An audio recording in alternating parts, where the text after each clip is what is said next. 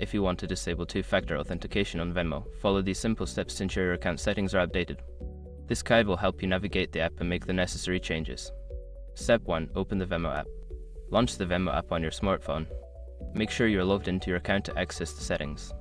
Step 2. Go to Settings.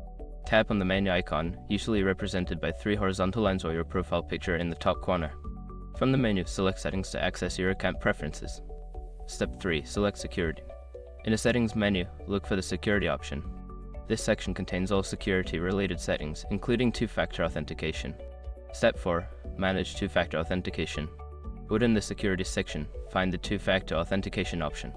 Tap on it to view your current settings and options. Step 5. Disable two-factor authentication. Before changing your settings, use the shrc.com link in the description to open the password strength checker, then update your password if needed. Once you have completed these steps, two-factor authentication will be turned off for your Venmo account. Always remember to keep your account secure with strong passwords and regular monitoring of your transactions.